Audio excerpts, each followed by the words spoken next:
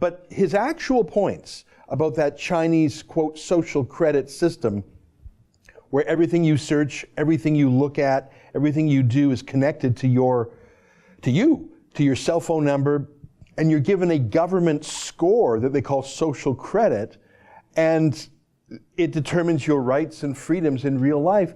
That's being done. That really is being done. And people say, well, Alex Jones is a conspiracy theory, but that's not a conspiracy. That is how China works.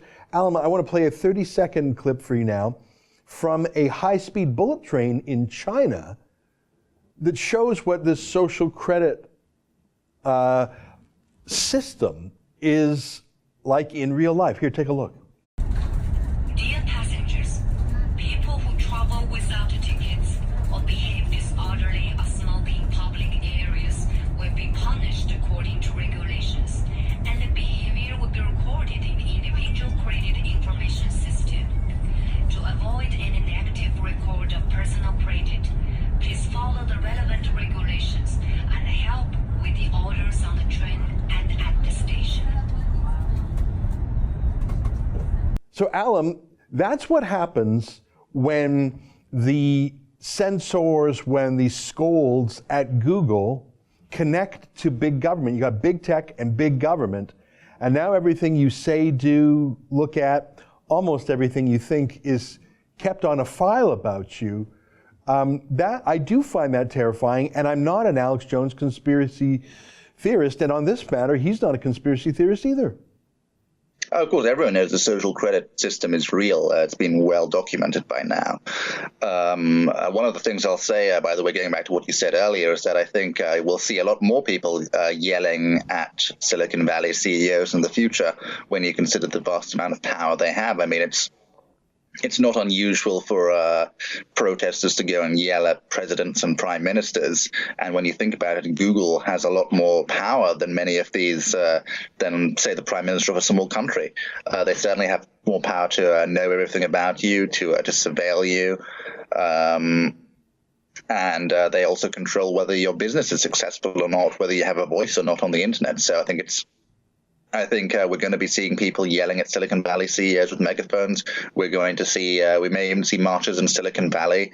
We've seen people chain themselves to the HQ of Twitter recently, and that's just it seems to be a natural consequence of the fact that these companies now have so much power over speech and discourse and politics. Yeah. When you have that much power, you will be protested. Going back to social credit, the one thing I'll say is, yes, the Chinese system is very terrifying, but let's not pretend we don't have something similar developing in the West. All of these companies in Silicon Valley, think about it, Uber, eBay, even Facebook, they have these hidden scores about users. So Facebook has a score that it gives every user, and if you fall below a certain score, you'll get banned. So you're very right, and we know this. On Uber, customers can rate the driver out of 5 stars. The drivers rate the customers too. Now, at least that's based on a human interaction. Were you respectful of the taxi driver and vice versa? But these other things you're talking about, who knows what the causes or the criteria are for that?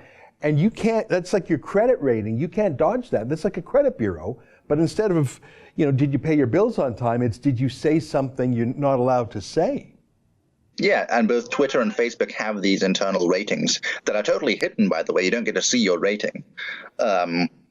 And if you imagine a future where these companies cooperate some more, not hard to imagine, and they all put their rating scores together, then you just have a Chinese-style social credit system, except it's coming from corporations rather than the state. And I think that's important because in countries like communist China, the oppression does come from the state. But increasingly here in the West, we see crackdowns and oppression and censorship coming from private companies. That's an excerpt from my daily show, The Ezra Levant Show, weekdays at 8 p.m. Eastern. Every day I do a monologue, interview a guest, and read my fan mail and my hate mail. To subscribe, go to therebel.media/shows.